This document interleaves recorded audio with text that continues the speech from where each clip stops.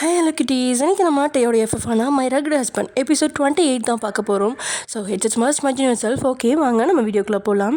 Last எதுவும் முடிச்சிருந்தோம் அப்படின்னா, தியா தைரியமாக சோஃபாவில் உட்காந்ததை பார்க்கும்போதே சுனிலுக்கு கோபம் புத்துக்கிட்டு வர, ஏய் என்னடி பண்ணுற அப்படின்னு அவன் குரல் கொடுக்க, சுத்தமாக அவன் பக்கம் கூட பார்க்காம, நான் நியூஸ் பேப்பர் வாசிக்கிறது தெரிலன்னா கண்ணில் கண்ணாடி போட்டுக்கோங்க அப்படின்னு சொல்லிட்டு வாசிக்கிறதுலே அவள் கவனம் செலுத்துகிறா.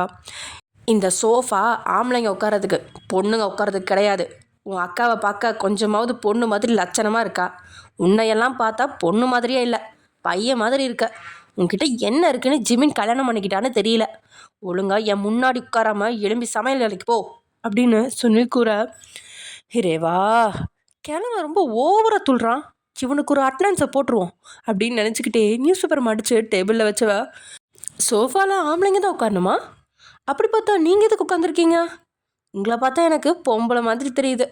ஒரு காதில் தோடு, பைஜாமா, குத்தா, அதுக்கு மேலே துப்பட்டான்னு பார்க்க ஒரு டைப்பாக தான் இருக்கீங்க அப்படின்னு அவள் டேமேஜ் செய்கிறா. சுனிலோட தோற்றமும் அதுக்கேற்றபடி தான் இருக்குது. சுனில் கோபத்தோடு எழுந்து அங்கே இருக்கிற டேபிளில் ஓங்கி ஒரு மிதி வந்துச்சுவன், என்னடி நீ ஆம்பளை மாதிரி இருந்துட்டு என்ன பொம்பளைன்னு சொல்லி கிண்டல் பண்ணுறியா அப்படின்னு கோவப்பட, தியா கூலாக அவள் போட்டிருந்த டிஷர்ட்டை லேசாக இழுத்து பிடிச்சி உள்ளே இருக்கிற அங்கங்களை எட்டி பார்த்துட்டு மறுபடியும் டிஷர்ட்டை சரி செஞ்சவ, என்ன பார்த்தா ஆம்பளை மாதிரியா இருக்குது? அப்படிலாம் இல்லையே, இருக்க வேண்டிய 2 ஐட்டமும் கரெக்டாக தானே இருக்குது. உங்களுக்கு சந்தேகமாக இருக்குன்னா வெளிநாட்டுக்கு போயிருக்க என் புருஷனை வர சொல்லுங்கள், அவர் பார்த்து கன்ஃபார்ம் பண்ணிவிட்டு சொல்லுவார். சும்மா வேலை வெட்டி இல்லாமல் டேயோட கம்பெனியில் டைம் பாஸ்க்கு போய் அப்பப்போ எட்டி பார்த்துட்டு நான் பெரிய பிஸ்னஸ் மேன்னு போய் சொல்கிறத விட எனக்கும் என் புருஷனுக்கும் மாமா வேலை பார்த்தா நல்லா தான் இருக்கும். என்ன சொல்கிறீங்க மாமனாரே அப்படின்னு வார்த்தைகளை இழுக்கிறா. உண்மையில் சுனில் வேலையே செய்ய மாட்டான். டே தான் மொத்த குடும்பத்துக்கும் சேர்த்து பிஸ்னஸை தூணா தாங்கி வைக்கிறான். அவனுக்கு சின்ன அளவில் உதவியாக ரகுநாதன் இருக்கான். இந்த சுனில் ஒரு வேலையுமே செய்ய மாட்டான். ஆனால் அவன் தலைமையில் தான் எல்லாம் நடக்கிற மாதிரி பில்டப் மட்டும்தான் விடுவான். அதை நேரடியாகவே தியா குத்தி காட்டிட்டா. அப்படின்னாலும் வெக்கமே இல்லாத மாதிரி தியா பேசுகிற வார்த்தை அவனுக்கு சொல்லுன்னு இருக்குது. வீட்டில் இருக்கிற ஒரு பொண்ணு கூட எதிர்த்து பேசினதோ இல்லை நக்கல் அடித்ததோ இல்லை. ஆஃபீஸில் கூட யாராவது சுனில ஒரு வார்த்தை சொன்னால் டேயை வச்சு வேலையை விட்டு தூக்கிடுவான். ஆனால் தியா முகத்துக்கு நேராக கேவலப்படுத்துகிறா. இருந்தாலும் கோவத்தை காட்ட முடியாது. டே சொன்னது மாதிரி கோவத்தை காட்டினா அவள் ஜெயிலுக்கு அனுப்பி வச்சாலும் வைப்பான். அப்படிங்கிறதுனால பல்ல கடிச்சிக்கிட்டு அங்கேருந்து ரூமுக்கு போயிடுறான். ஆமாம், பெரிய ஜார்ஜ் புஷ் கோவம் வந்ததும் ஓடி போயிட்டான். இன்னொரு முறை என் முன்னாடி வாழாட்டினா நடக்கிறதே வேற அப்படின்னு மனசுக்குள்ள நினச்சிட்டு இருக்கும்போதே உங்களோட மொபைலுக்கு ஃபோன் கால் வருது. அதை பார்த்தவ கொலவெறியோட அட்டன் பண்ணி காதில் வச்சு பேசியபடி வீட்டுக்கு வெளியே தோட்டத்து பக்கம் போகிறா. அங்கே ஏற்கனவே ரகுநாதன் கண்களை மூடி அமைதியாக யோகா செஞ்சிட்ருக்க. அட கஸ்மாலம் பேமானி, கண்ணை எந்த மயிரில் வச்சிருக்கா? குனிஞ்சு கொஞ்சம் கபோர்டில் கீழே தேடிப்பாருடா கருணை கிழங்கு. உன்னையெல்லாம் வச்சுக்கிட்டு 10 பைசாவுக்கு எதையுமே பிடுங்க முடியாது போல. நீ எல்லாம் உசுரோடு இருக்கிறதுக்கு நானுக்கிட்டு சாவுடா நாரப்பயலு அப்படின்னு தியா மொபைலில் யார்கிட்டையோ பேசிகிட்டு இருக்கிறத கேட்க ரகுநாதனுக்கு ஹார்ட் அட்டாக்கே வந்துடுச்சு. அவ்வளோ நேரம் கண்ணை மூடிக்கிட்டு இருந்தவனுக்கு நிதானமாக யோகாவும் செய்ய முடியல, அவள் பேசின வார்த்தைகளை கேட்கவும் முடியல. அந்தளவுக்கு ஃபோனில் கழுவி ஊற்றிக்கிட்டு இருக்கா.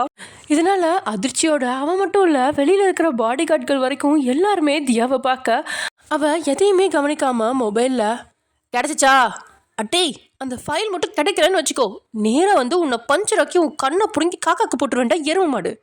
ஒரு வேலையாவது ஒழுங்காக பண்ணுறியா பேமானி அப்படின்னு பேசிக்கிட்டே அங்கே இருக்கிற ஒரு சேரில் உட்கார்றா.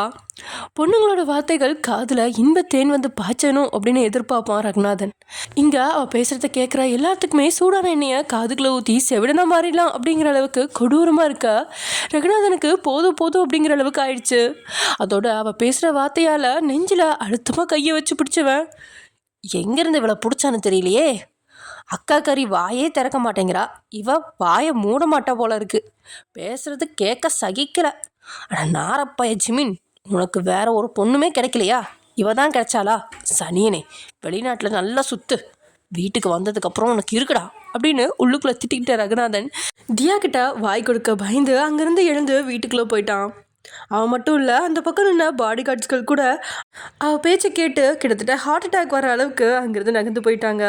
இப்படியே 15 நிமிஷம் மொபைலில் கழுவி ஊற்றிட்டு மொபைலை மடித்து பேக்கெட்டில் வச்சவ டைமை பார்க்க 8 நெருங்கிட்டு இருக்கு. வேகமாக எழுந்து பாத்ரூம்குள்ளே போனவ குளித்து தயாராகி ஆஃபீஸ் போகிறதுக்காக ட்ரெஸ் சேஞ்ச் பண்ணிவிட்டு நேராக டைனிங் ரூமுக்கு வர அங்கே டேபிள் நிறையா வகை வகையாக சாப்பாடு அடுக்கி வச்சுருக்காங்க. ரகுநாதனும் சொல்லினோம் சாப்பிட்றதுக்கு தயாராக உட்காந்துருக்க டேக்காக காத்திருக்காங்க. என்ன இது, வீட்டில் ஒரு 10 பேர் கூட இல்லை, ஆனால் 50 பேர்த்துக்கு சமைச்சு வச்சுருக்காங்களே அப்படின்னு நினச்சிக்கிட்டே தியா வந்த வேகத்தில் ஒரு தட்டை எடுத்து வச்சவ 2 இட்லி, சிக்கன், மட்டன்னு எல்லாத்தையும் அவளோட தட்டில் நிரப்பிட்டு அப்படியே சாப்பிட ஆரம்பிக்கிறா. ஆண்கள் சாப்பிட்றதுக்கு முன்னாடி தியா சாப்பிட்றதுனால அவளை ஏதாவது சொல்லிடுவாங்களோ அப்படின்னு உங்களுக்கும் பயம் இருக்கா? அங்கே ரகுநாதனும் சுனிலுக்கும் தியா கிட்ட வாய் கொடுக்கவே பயமாயிடுச்சு. ஏதாவது சொல்லி கூட்டத்தில் எல்லாரும் முன்னாடியும் டேமேஜ் செஞ்சிடாளோ அப்படின்னு 2 பேரும் அமைதியாக இருக்காங்க. இருந்தாலும் தியாவை டேமேஜ் செய்யணுமே அப்படிங்கிறதுக்காகவே, சோத்துக்கு சத்தவ மாதிரி சாப்பிடாத, உன் பாட்டி வீட்டில் உனக்கு தின்றதுக்கு எதுவும் இல்லைன்னு தெரியும், இங்கே தின்றதுக்கு நிறைய இருக்குது, பொறுமையாக தின்னு அப்படின்னு சுனில் தியாவை கேவலப்படுத்துகிறான். ஏன்னா ஆஃபீஸில் முக்கியமான வேலை இருக்குது, இதனால் ஆஃபீஸ்க்கு போகிற வேகத்தில் தான் அவள் அவசர அவசரமாக சாப்பிட்டுட்டு இருக்கா. அதுக்காக சுனிலோட வார்த்தைக்கெல்லாம் கேவலப்படுபவர் கிடையாது. பொறுமையாக சாப்பிட்லாம், பட் உங்களை மாதிரி வேலை வெட்டி இல்லாதவங்க தான் பொறுமையாக சாப்பிட முடியும், என்ன மாதிரி வேலைக்கு போகிறவங்க இப்படி தான் சாப்பிடுவாங்க அப்படின்னு சுனிலை முகத்துக்கு நேராக டேமேஜ் செஞ்சிட்டா. அதெல்லாம் அவனுக்கு டேமேஜாகவே இல்லை, அவள் வேலைக்கு போகிறா அப்படிங்கிறது தான் சுள்ளுன்னு ஏறிடுச்சு. அதே போல தான் ரகுநாதனுக்கும் ஏறிக்க. நீ இப்போ என்ன சொன்ன, வேலைக்கு போக போறியா அப்படின்னு ரகுநாதன் குரல் கொடுக்க, சாப்பிட்ட தட்டை அவளாவே கழுவிட்டு உதட்டியும் தொடச்சவ டேபிளில் இருந்த பர்ஸையும் மொபைலையும் எடுத்துட்டு அங்கேருந்து கிளம்ப. நான் சொல்கிறது உனக்கு கேட்குதா கேட்கலையா, நீ இப்போ வேலைக்கு போக போறியா அப்படின்னு ரகுநாதன் கோவத்தில் கத்த. யோ, என்னையா விட்டா ரொம்ப ஓவராக போகிற, அதான் நான் சொன்னேன்ல வேலைக்கு போகிறேன்னு, உனக்கு காது கேட்கலனா காதில் பெட்ரோல் ஊற்றி கொளுத்தியா? உன் பிள்ளை தான் வேலைக்கு போய் 10 பைசா சம்பாதிக்க மாட்டேங்கிறான், நான் வேலைக்கு போய் சம்பாதிச்சாதான் என் வயிற்றில் இருக்கிற பிள்ளைக்கு கஞ்சி ஊற்ற முடியும் அப்படின்னு தியா திருப்பி கோவப்பட, ரகுநாதன் அப்படியே அதிர்ச்சியில் வாய் பிளக்க அப்படியே முறைச்சு பார்த்தபடி அங்கேருந்து போகிறதுக்காக சாதாரண திரும்பினவ நடந்து வந்துட்டு இருந்த டே மேலேயே மோதிட்டா. வீட்டில் யாரை வேணும்னாலும் திட்டலாம், கலாய்க்கலாம், ஆனால் டே கிட்ட மட்டும் பெருசாக பேச்சு கொடுக்கக்கூடாதுன்னு அவளோட நண்பர்கள் கூட்டம் அட்வைஸ் செஞ்சு தான் அனுப்பி வச்சுருக்காங்க. இதனால சாரி மாம்ஸ், தெரியாமல் மோதிட்டேன் அப்படின்னு அவள் பேச்சு வளர்க்காம கிளம்ப அப்படியே திடீர்னு அவளோட கையை பிடிச்சு போக விடாமல் தடுத்து சிரிச்சவன், தெரியாமல் மோதினியா, தெரிஞ்சு மோதின மாதிரி தானே இருந்துச்சு, ஒரு வேளை என்ஜாய் பண்ணுறதுக்காக மோதினியோ, நான் உன் அக்கா புருஷங்கிறத மறந்துட்டியா அப்படின்னு டேமேஜ் பண்ணுறான். உண்மையில் அவனோட வார்த்தை தியாவோட முகத்தை லேசாக மாற்றுது, அதே போல் உங்களோட முகத்தையும் மொத்தமாக மாற்றுது. தியா தெரியாமல் தான் மோதுனா அப்படிங்கிறது எல்லாத்துக்குமே தெரியும், இருந்தாலும் வம்பலுக்கு என்ன வேணாலும் பேசலாம் இல்லையா, ஆனால் கொச்ச வார்த்தையெல்லாம் கொஞ்சம் அதிகமாக தான் இருக்குது.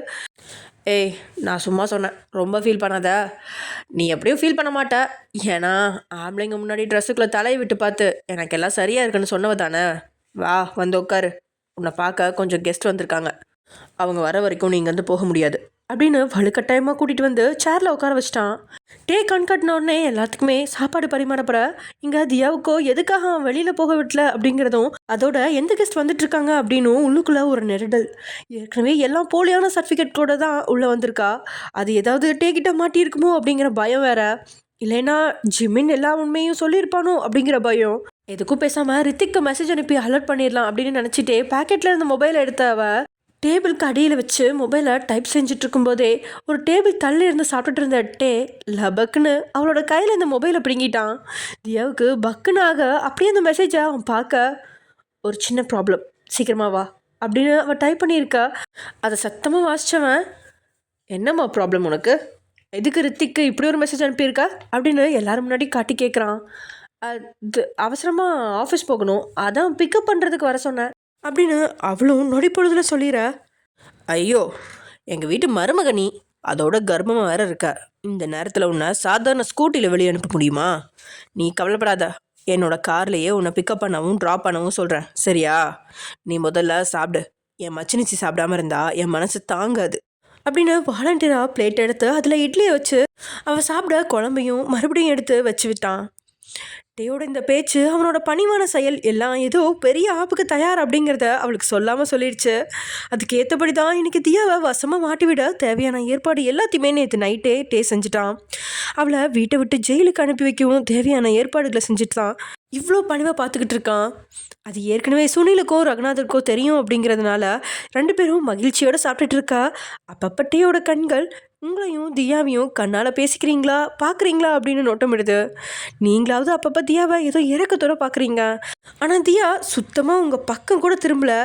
அதை கண்டும் காணாத மாதிரி சாப்பிட்டபடி இன்றைக்கி நீங்கள் செய்ய வேண்டிய வேலைகள் எல்லாத்தையுமே சொல்கிறான்ட்டே, நீங்களும் சரி அப்படின்னு தலையாட்டிற.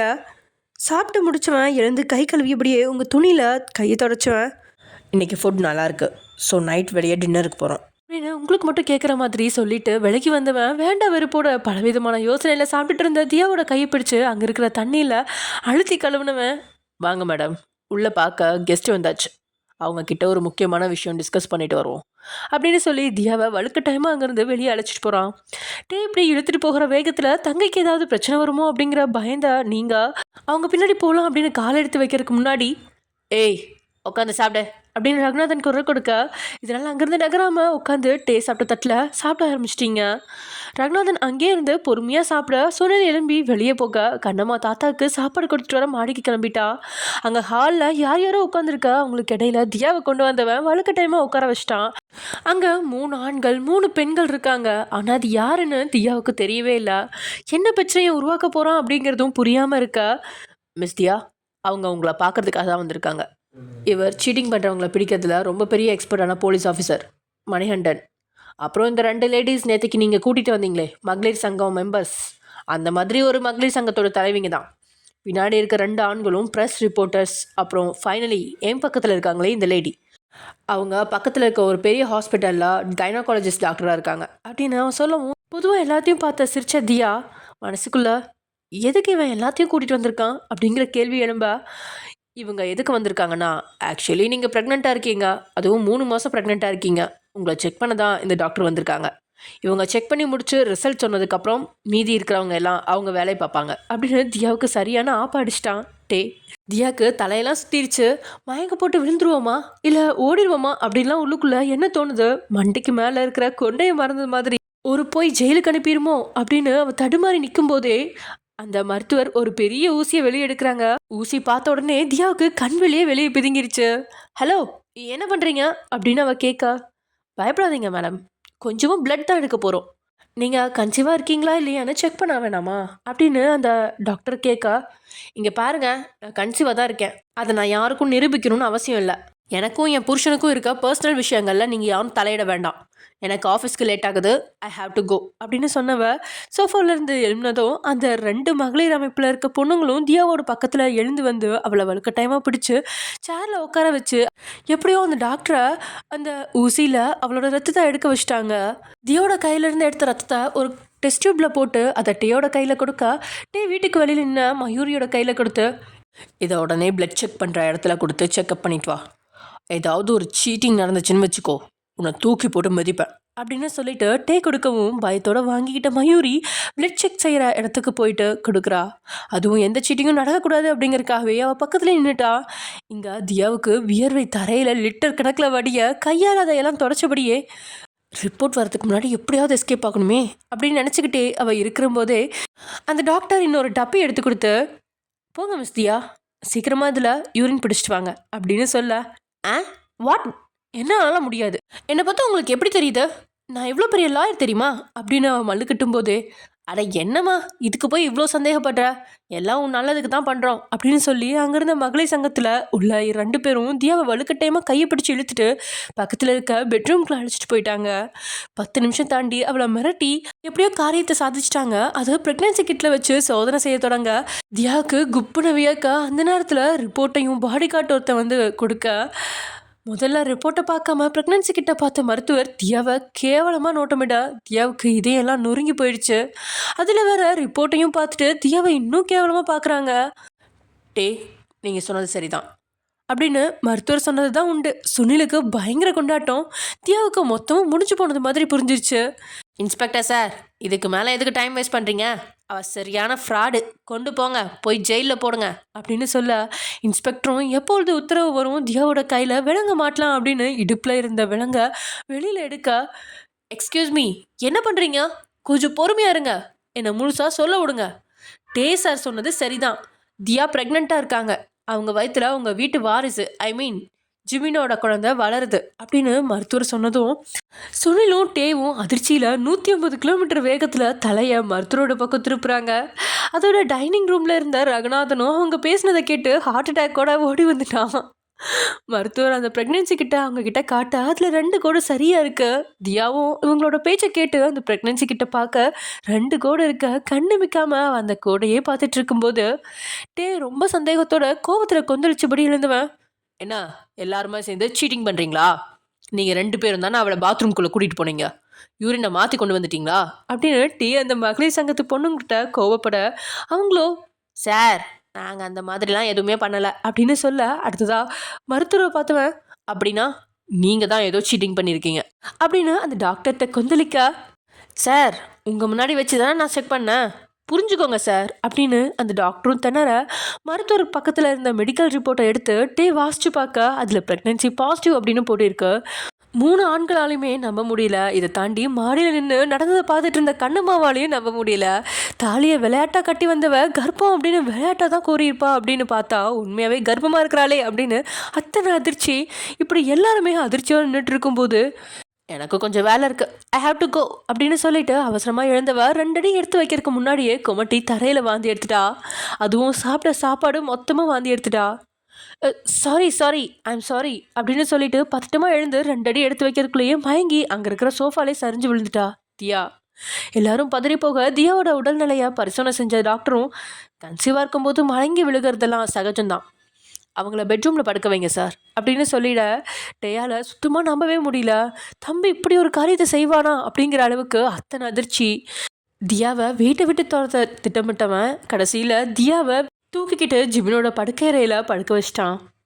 என்னையா அது, ஜிமின் தாலி கட்டியே 4 நாள் தான் ஆகுது, அதுக்கு முன்னாடி எப்படி இந்த தியா 3 மாதம் கன்சீவாக இருக்கா? இந்த பிள்ளையோட அப்பா யாரு? எல்லாமே ஒரே குழப்பமாக இருக்கே. சரி வாங்க கதைக்குள்ளே போவோம். இன்றைக்கி மட்டும் தியா கர்ப்பமாக இல்லை அப்படின்னா அவளை ஜெயிலுக்கு அனுப்பி வச்சிருவான். ஸோ அவளால் ஒயனை தங்கிட்டிருந்து பிரிக்க முடியாது. ஜிமின் வெளிநாட்டிலேருந்து இந்தியாவுக்கு வர வைக்க வேண்டிய அவசியமும் இருக்காது அப்படின்னு பழதையும் நினச்சான். ஆனால் மொத்தமும் தலைக்கீழாக நடந்ததால் மயங்கி கிடப்பலோட வயிற்றையே தான் பார்த்துக்கிட்டு இருக்கான். அவள் சட்டை வயிற்றோடு ஒட்டி இருந்தாலும் ஒரு சின்ன தொப்பை கூட இல்லை அப்படிங்கிற அளவுக்கு ஒல்லியாக தான் இருக்குது. உண்மையில் இந்த வயிற்றுக்குள்ளே குழந்தை இருக்குதா அப்படின்னு தான் அவனுக்குள்ளே கேள்வி எழும்ப சட்டையை விலக்கி வயிற்று பார்க்கலாமா அப்படின்னு அவனோட வயிற்று பக்கம் போனாலும் ஏதோ நெருடலோட கையை திருப்பி எடுத்துட்டான். ஏன்னா கோவத்தில் பொண்ணுங்களை அடிச்சிருக்கான், அவங்க தப்பு செஞ்சதால தான் அடிச்சிருக்கேன் அப்படின்ற மாதிரி நினச்சிக்குவான். ஒயனோட உடலையும் எப்படி வேணாலும் தொட்டிருக்கான். அவள் தன்னுடையவள், எப்படி வேணாலும் தீண்டலாம் அப்படிங்கிற கர்வம். ஆனால் அன்னைக்கு உங்களை கேவலப்படுத்தின கிழவனை அவமானப்படுத்த ஒன்றும் தெரியாத கிழவனோட பேத்தியை தொட்டதுக்கு நைட்டு அத்தனை குற்ற உணர்ச்சி உள்ளுக்குள்ளே இருந்துச்சு. இதனால தான் இப்பையும் எதுவும் செய்யாமல் அங்கேருந்து ஆஃபீஸ்க்கு கிளம்பிட்டான். அப்படியே 1/2 மணி நேரம் தாண்ட கீழே சுனிலும் ரகுநாதனும் வந்திருக்கவங்ககிட்ட ஏதோ பேச்சு கொடுத்து தியாவை பற்றின டாப்பிக்கை மாற்றி அனுப்பி வைக்க அங்கே இருக்கிறவங்களும் தியாவோட டாப்பிக்கை பெருசாக எடுத்துக்காம அங்கேருந்து போகிறதுக்காக நிற்கும்போது மயங்கி கிடந்தவ குத்துக்கெல்லாம் மாடியிலேருந்து கீழே இறங்கி வர்றா. ஆனால் அவன் முகமே அவள் ரொம்பவே சோகத்தோடு இருக்கிறா அப்படின்னு காட்டி கொடுக்க அப்படியே எல்லாரும் முன்னாடி வந்து நின்றவ என்ன பண்ணீங்க, இன்னும் டேக்கிட்டிருந்து பணம் வாங்கிட்டு கிளம்பலையா, என்னை இன்னும் கேவலப்படுத்த நினைக்கிறீங்களா? இப்போவும் நான் கன்சீவாக இருக்கிறதுல உங்களுக்கு நம்பிக்கை இல்லையா? இன்னும் ஆதாரம் வேணுமா? நான் வேணா ட்ரெஸ்ஸை மொத்தமாக கழட்டி போடுறேன், ஸ்கேன் பண்ணுறதுக்கு ஒரு ஐட்டம் இருக்கே அதை கொண்டு வாங்க, எல்லாரும் முன்னாடி வச்சு ஸ்கேன் பண்ணி வயிற்றுல பிள்ளை இருக்கா இல்லையான்னு பார்த்துக்கோங்க. ஒரு பொண்ணு சந்தேகப்படுறதுனாலும் ஒரு அளவு இருக்குது. நீங்கள் என்ன மட்டும் இல்லை என் புருஷனும் சேர்த்து தான் சந்தேகப்படுறீங்க. நாங்கள் 2 பேரும் 1 வருஷமாக லிவிங் ரிலேஷன்ஷிப்பில் இருந்தோம், அதுக்கப்புறம் 4 நாளைக்கு முன்னாடி கல்யாணம் பண்ணிக்கிட்டோம். இதில் என்ன தப்பு இருக்குது? ஒரு லாயராக இருக்க என்கிட்டயே இப்படி நடந்துக்கிறீங்களே, அப்போ உண்மையாகவே ஒன்றும் தெரியாத அப்பாவி பொண்ணுங்க கிட்ட எப்படி நடந்துப்பீங்க அப்படின்னு வராத கண்ணீரை வளவழிச்சுக்கிட்டு அங்கேருந்து அழுதபடியே வெளியே போயிடுறா. சுனிலும் ரகுநாதனும் டாப்பிக்கை மாட்டினதால் அங்கேருந்து போட நின்னவங்க தியா கொளுத்தி போட்டதில் ஆத்திரமடைகிறாங்க. அப்போது இன்ஸ்பெக்டர் கேள்வி அப்படிங்கிற பேரில் சுனில் மற்றும் ரகுநாதனை வெளுத்து வாங்கிட்டாரு. அதுபோல தான் அங்கிருந்த மகளிர் சங்கத்தினர் அப்புறம் ப்ரெஸ் ரிப்போர்ட்டர்கள் அப்படின்னு எல்லாருமே சுற்றி வளைச்சு சுனிலையும் ரகுநாதனையும் வெளுத்து வாங்க அவங்க 2 பேர்த்துக்கும் ஈரக்குறையே நடுங்கிருச்சு. கடைசியில் மன்னிப்பு கேட்டு காலில் விழாத குறைய கெஞ்சி எப்படியோ பேசி சமாளிச்சு அவங்கள சுனிலும் ரகுநாதனும் வெளியே அனுப்பி வச்சிட்டாங்க. அண்ணா நான் கூட இந்த பொண்ணு சும்மா விளையாட்ட சொல்லிக்கிட்டு இருப்பான்னு நினச்சேன், இப்போ உண்மையாகவே வாரிசோடு வந்திருக்கா. கண்டிப்பாக அது ஜிமினோட குழந்தையா இருக்காதுன்னு தான் தோணுது. அந்த உருப்படாத ஜிமின் குழந்தையெல்லாம் கொடுக்குற அளவுக்கு ஒர்த் இல்லாதவன் அப்படின்னு ரகுநாதன் சொல்ல வாயை மூடுறா ரகுநாதா, உருப்படாத மகனை பெற்று வச்சிருக்கேன்னு பார்த்தா இப்போ உருப்படாத மகன் இன்னொரு குழந்தைய வேற ரெடி பண்ணியிருக்கான். என் பையனை பார்த்தியா எவ்வளோ சுத்தமாக ஒழுங்காக இருக்கான். உன் பையனுக்கு பணம் சம்பாதிக்க தான் துப்பு இல்லை, ஒழுங்காக இருக்கவுமா துப்பு இல்லை. அதுவும் பிடிச்சதும் பிடிச்சான், எங்கேருந்தோ ஒரு பச்சாரியை பிடிச்சிட்டு வந்திருக்கான். ஏன் முன்னாடியே அவள் சட்டைக்குள்ளே தலையை விட்டு பார்த்துட்டு என்கிட்ட எல்லாம் இருக்குது, நம்பிக்கை இல்லைன்னா ஜிமினை கூட்டிகிட்டு வந்து எனக்கு மாமா வேலை பார்த்து விடுங்கன்னு சொல்கிறான். அவனுக்கு ரொம்ப தான் ஆன்மை துள்ளுதுன்னா பணம் கொடுத்து எவ கூடயாவது படுக்க வேண்டியதானே. என்ன பிள்ளை பத்து வச்சிருக்கியோ அப்படின்னு நேரம் பார்த்து தன்னோட மகன் நல்லவன் ஜிமின் கெட்டவன் அப்படின்னு பதிவு செஞ்சுட்டு சுனில் அங்கேருந்து ஆஃபீஸ்க்கு கிளம்பிடுறான். ரகுநாதன் சும்மாவே ஜிமின் மேலே கொலவெறியில் இருப்பான். இதில் சுனில் கொளுத்து விட்டதால இன்னும் கொலவெறியோட பெட்ரூம்குள்ள நுழைறான். பாவம் அந்த படுக்கை அறையில தான் அடி வாங்கி எழும்ப முடியாம லக்ஷ்மி விழுந்து கிடக்குறா. இதுல அவன் மேலேயே தான் மொத்த வன்மத்தையும் கக்கிட்டு 1/2 மணி நேரம் தாண்டி கார்ல ஆஃபீஸ்க்கு கிளம்புறான். டேய், ரொம்ப நேரமாக எனக்காக வெயிட் பண்ணிட்டு இருக்கீங்களா அப்படின்னு கேட்டபடி ரெஸ்டாரண்ட்குள்ள நுழையிறா தியா. அங்கே ரித்திக், அருண், சஜித் 3 பேருமே ஜூஸை குடிச்சிட்டு இருக்க. தியாவை பார்த்ததும் 3 பேருமே ஒரே நேரத்தில் கண்டு காணாத மாதிரி தலையை திருப்ப அவங்களோட பக்கத்தில் உட்காந்தவ, டேய் ஓவராக சீன் போடாதீங்கடா, நான் சீக்கிரமாக தான் வரேன்னு நினச்சேன், ஆனால் அந்த டே என்னை மாட்டி விட ஒரு பிளான் போட்டான், எப்படியோ அதுலேருந்து தப்பிச்சு வர லேட் ஆயிடுச்சு அப்படின்னு சொல்ல அங்கே நடந்த எல்லாத்தையுமே ஒன்று விடாமல் அவங்க கிட்ட சொல்ல அதை கேட்டு அவங்களுக்கு ரொம்ப பெரிய அதிர்ச்சி.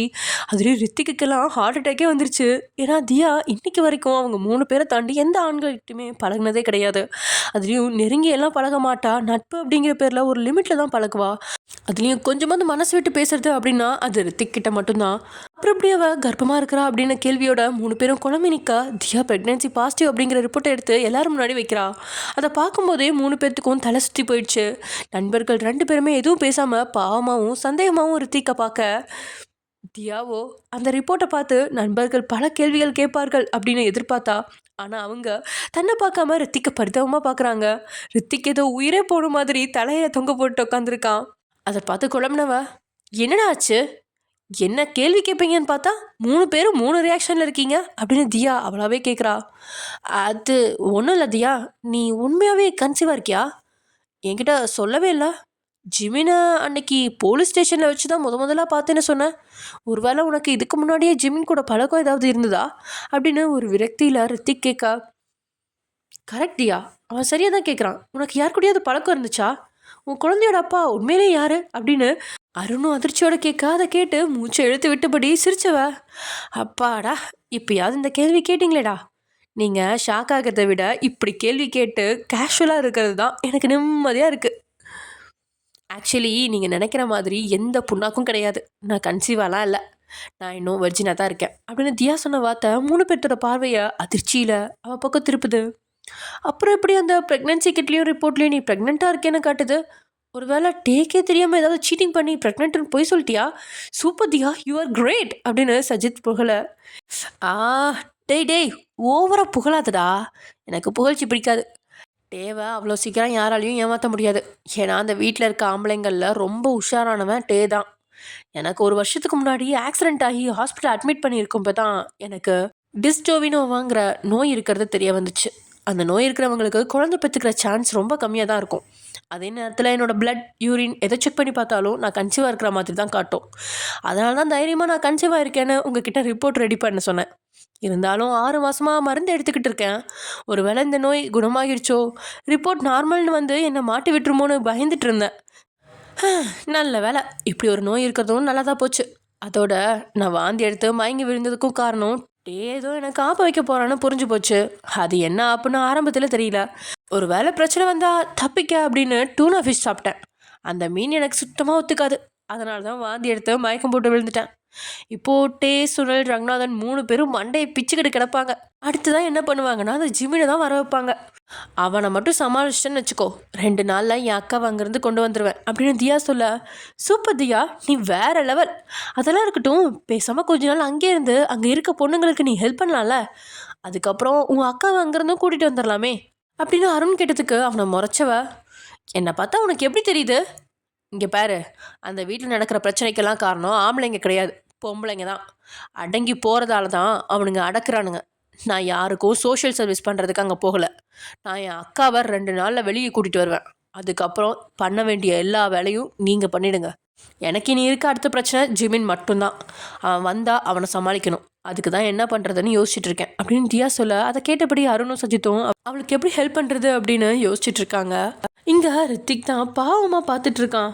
தியா, உண்மையாகவே குழந்தை பெற்றுக்க வாய்ப்பு குறைவா?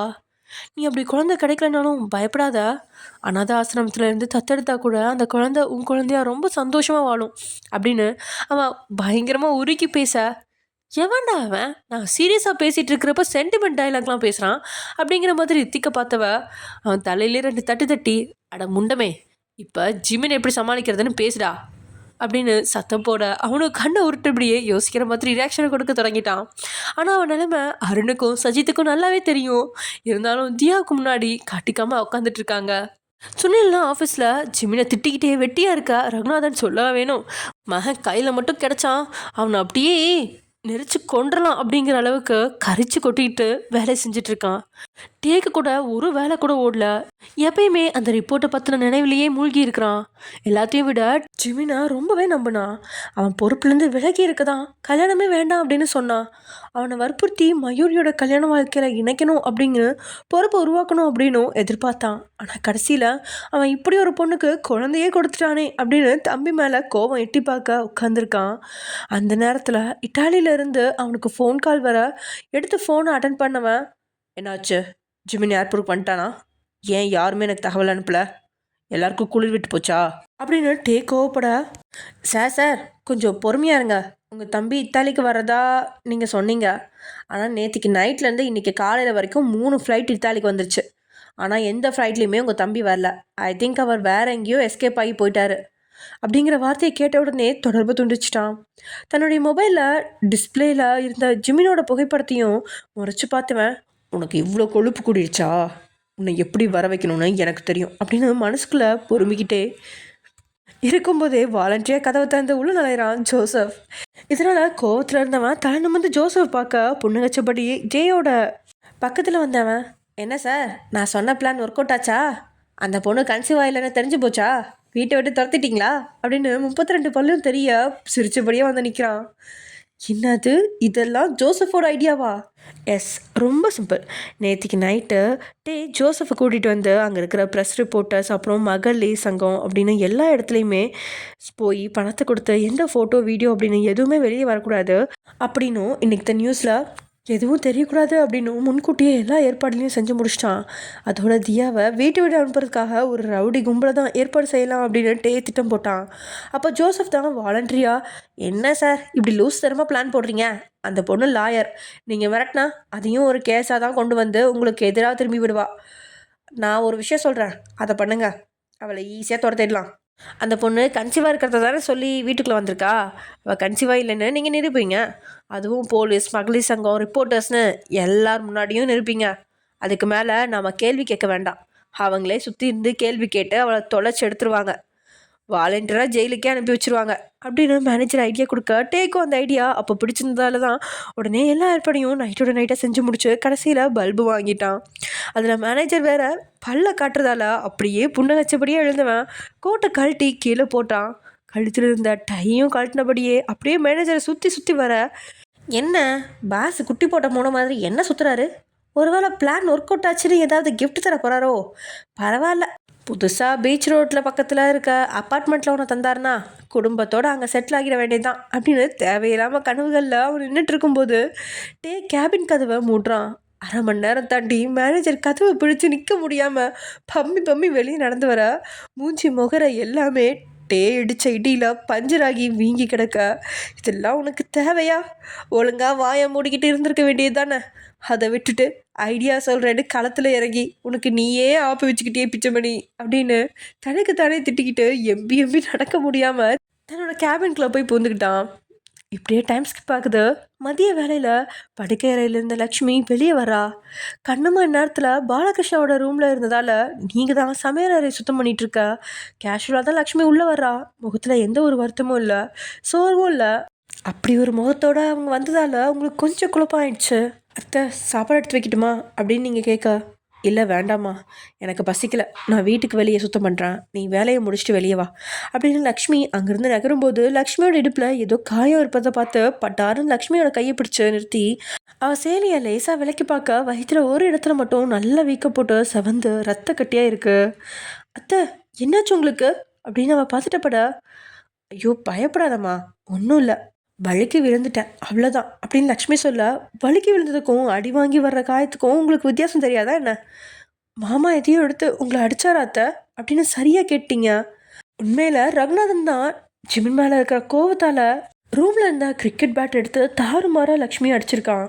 அதில் ஒரு காயம்தான் இப்போது அவள் இடுப்பில் தெரியுது. அதனால தான் நேற்று வாங்கின அடிக்கு இன்றைக்கி மத்தியானம் வரைக்கும் அவன் எலும்பாமையே அங்கேயே கிடந்துட்டு கொஞ்சம் சரியானதுக்கப்புறம் தான் வெளியே காட்டிக்காமல் வந்திருக்கா. உங்களோட உடம்புல இப்படிலாம் காயம் எதுவுமே இல்லை. கையால் காயப்படுத்துவான். உங்களோட உடல் வெள்ளை நிறம் அப்படிங்கிறதால தான் அந்த அடையாளம் சிவப்பு நிறத்தில் பதியும். மற்றபடி இவ்வளோ பெரிய அளவுலலாம் உங்கள் உடலில் என்றைக்குமே காயப்படுத்தினதில்ல. ஒருவேளை நாட்கள் போக போக தனக்கும் இது போல தான் காயங்கள் கிடைக்குமோ அப்படின்லாம் மனசுக்குள்ளே என்ன தோண மொத்தமாக பயந்து நிற்கிறீங்க. உங்களோட தலையில் கையை வச்சு வருண்டு விட்டவ ஒன்றும் இல்லை வையன், இதெல்லாம் சாதாரணம்தான். நான் இதனால தான் எப்பவுமே பரவாயில்லன்னு சொல்லுவேன். நீ வேலையை முடிச்சுட்டு வெளியே வா. உன் தங்கச்சியை பற்றி நிறைய தெரிஞ்சுக்க வேண்டியிருக்கு. பார்க்க நல்லா துருதுருன்னு பேசுகிறா. நம்ம எல்லாரையும் விட ரொம்ப அறிவாளி மாதிரி இருக்கா. அதோட நம்ம வீட்டுக்கு வாரிசையும் பெற்று தர போகிறா. அதனால சீக்கிரம் வந்து என் மருமகளை பற்றி சொல்லித்தா அப்படின்னு சொல்ல, இல்லை அத்தை, நீங்கள் நினைக்கிற மாதிரி கர்ப்பம் கிடையாது, அது ஒரு நோய் அப்படின்னு பேச தொடங்கினா நீங்கள் கொஞ்சம் சுதாரிச்சுட்டு நீங்கள் போங்க அத்தை, நான் தியாவை பற்றி சொல்லித்தரேன் அப்படின்னு சொல்லிட்டீங்க. லக்ஷ்மி நீங்கள் சொன்னது சரியாக கவனிக்காததால் அங்கேருந்து போயிட்டாங்க. தங்கச்சி வீட்டுக்குள்ளே வந்ததால் தான் லக்ஷ்மியோட நிலைமை இப்படி இருக்கு. வேற நேற்றுக்கு தியாவை இந்த வீட்டை விட்டு ஏதாவது சொல்லி வெளியே அனுப்புகிற மாதிரி சொல்லியிருந்தான். உங்களுக்கும் அவள் படுற கஷ்டத்தை தன்னோட தங்க அனுபவிக்கக்கூடாது அப்படிங்கிற எண்ணம் இருக்குது. இதனால் பேசாமல் தங்கச்சி ஏதாவது பேசி வீட்டை விட்டு வெளியே அனுப்பிடலாம் அப்படிங்கிற யோசனையோட மூழ்கி நின்று உங்களை பார்த்து கண்ணம்மா, ஏம்மா ஒயன், உனக்கு இன்றைக்கி நேரம் சரியில்லைன்னு நினைக்கிறேன். கிழவனுக்கு ரூம் க்ளீன் பண்ண நீ தான் வரணும்னு சொல்லி ஒத்த காலம் நிற்கிறான். நானும் ஏதோ சொல்லி பார்க்குறேன், ஆனால் கேட்கவே மாட்டேங்கிறான். எதுக்கும் கொஞ்ச நேரத்துக்கு நீ போ, இல்லைனா அதுக்கும் சேர்த்து கீழே எங்கேயாவது விழுந்து கிடந்துட்டு நாம தான் பிடிச்சி தள்ளி விட்டோன்னு சொன்னாலும் சொல்லுவான் அப்படின்னு கண்டமா வேண்டாம் வெறுப்போடு சொல்ல, அதை கேட்ட அவங்களுக்கு முகமே தொங்கி போயிடுச்சு. வீட்டில் எந்த வேலை செஞ்சாலும் குறிப்பிட்ட ஒரு நேரத்துக்கு அப்புறம் ஓய்வாது கிடைக்கும். ஆனால் அந்த கிழமை இருக்கிற ரூமில் மட்டும் சுத்தமாக இருக்கிற இடத்த மறுபடியும் சுத்தம் செய்ய சொல்லுவான். தேவையில்லாத பொருள் எல்லாம் எடுத்து தர சொல்லி மாடியிலேருந்து கீழே இறங்க வைக்கிறது, அப்புறம் திரும்ப மேலே ஏற வைக்கிறதுன்னு நொந்து நூடுல்ஸ் ஆக்கிட்டுருவான். இருந்தாலும் வேற வழி இல்லாமல் தலை கவிழ்ந்துக்கிட்டே கிழவனோட ரூமுக்கு போகிறீங்க. பாவம், மத்தியான வேலையில் அந்த கிழவனோட ரூமுக்குள்ளே போன நீங்கள் இப்போது மணி 7, இப்போ வரைக்கும் சுத்தம் செய்கிறது, அதை செய்கிறது, இதை செய்கிறது அப்படின்னு கொஞ்ச நேரம் கூட ஓய்வு கொடுக்கல. சொல்லப்போனால் மதியத்துலேருந்து இப்போ வரைக்கும் டாய்லெட் கூட போக விடாமல் கிழவன் படாத பாடுபடுத்திட்டான். கண்ணம்மா உங்களுக்கு உதவி செய்ய உள்ளே போனால் கூட கிழவனும் வெளியே பொடி, அதான் அவன் இருக்கால்ல, நீ என்னத்துக்கு வந்த, அவள் எல்லாத்தையும் பண்ணுவா, இந்த ரூமை க்ளீன் பண்ணிவிட்டு நானே அனுப்பி வைக்கிறேன் அப்படின்னு சொல்லி 1 மணி நேரத்துக்கு ஒரு முறை வர்ற கண்ணம்மாவை திட்டி அனுப்பி வச்சிட்டோம். உங்களை நினச்சா கண்ணம்மாவுக்கும் பாவம் இருக்குது, ஆனால் உதவி செய்ய தான் முடியல. கடைசியில் கண்ணம்மாவும் அங்கே வர்றதை குறைச்சிக்கிட்டா. 7 மணிக்கெலாம் வருவான் அப்படின்றத தெரிஞ்சு கிளம்பணும் நைஸாக உங்களை அனுப்பி வைக்க காலெலாம் கடக்கடான்னு ஆடுது. நிற்கவே முடியல. கொடுத்த வேலைகளை கூட முழுசாக முடிக்க முடியாமல் சோர்வோடு வந்த நீங்கள் டேயோட பெட்ரூம்குள்ளே போகிறதுக்கு முன்னாடி பக்கத்தில் இருந்த ஜிமினோட ரூமை பார்க்குறீங்க. உள்ள தியா இல்லை, இன்னும் வரல அப்படிங்கிறது தெரிஞ்சுக்கிடுச்சு. தலை கவிழ்ந்துக்கிட்டே டேயோட ரூமுக்குள்ளே நுழைஞ்ச நீங்கள் சோஃபாவில் சுருண்டு படுத்துட்டீங்க. படுத்த சில வினாடிகள்லேயே உடல் சோர்வால் உங்களோட கண்கள் நித்திரியில் மூழ்குது. ஆனால் கொஞ்ச நேரம் கூட நீங்கள் தூங்கியிருக்க மாட்டீங்க. அதுக்குள்ளே உங்களோட உடலில் ஒரு பக்கெட் தண்ணி தான் விழுகுது. அதுவும் ஐஸ் கட்டைகளால் நிரப்பப்பட்ட ஐஸ் தண்ணி அப்படிங்கிறனால உடம்புல எல்லா பக்கங்களையுமே குளிர் ஏறிக்குள்ள அப்படியே படார்னு எழுதுறீங்க. எழுந்து உங்களோட கண்களுக்கு அடுத்த வேதனை கொடுக்கறதுக்காகவே கோபத்தோட உச்சத்தில் வந்து நிற்கிறான். அட கடவுளே, அடுத்ததான் இன்னைக்கு என்ன பிரச்சனை தர வந்திருக்கிறாரோ. இது உங்களோட மைண்ட் வாய்ஸ். ஓகே ஃப்ரெண்ட்ஸ், இதோட இந்த எபிசோட முடிச்சுக்கலாம். நெக்ஸ்ட் எபிசோட நடக்க போகுது அப்படிங்கிறத நெக்ஸ்ட் எபிசோடில் பார்க்கலாம். ஓகே, பாய்.